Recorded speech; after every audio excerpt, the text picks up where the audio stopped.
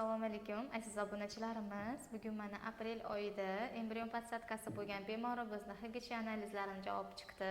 Uni javobi bilan ular bilan bog'lanamiz, lekin undan oldin sizga ular haqida ma'lumot berib o'tib ketmoqchiman. Bemorimiz 34 yoshda, 14 yillik turmush, bir marta homiladorlik kuzatilgan va 4 haftaligida o'smay qolgan. Undan keyin homiladorlik kuzatilmagan.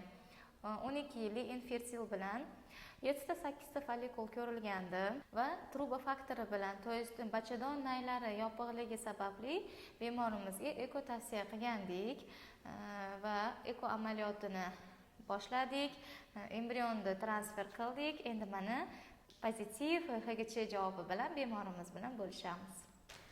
Alo. Assalomu alaykum, Anoraxon, yaxshimisiz? Tuzimisiz? Sog'ligingiz yaxshimi? HGC gormoniz analizini javob chiqqan ekan, shuni xabarini bermoqchi edik.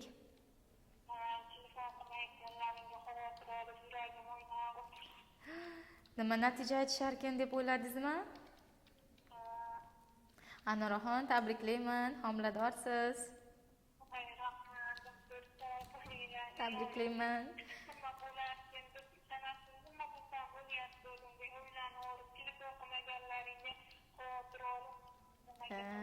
Iloyim mahkamadan bergan bo'lsin, oxirigacha suyuntirsin.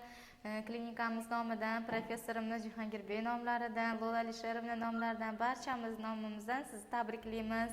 Iloyim oxirigacha suyuntirsin. Vaqt soati bilan baringizga bosib oling, Anoraxon.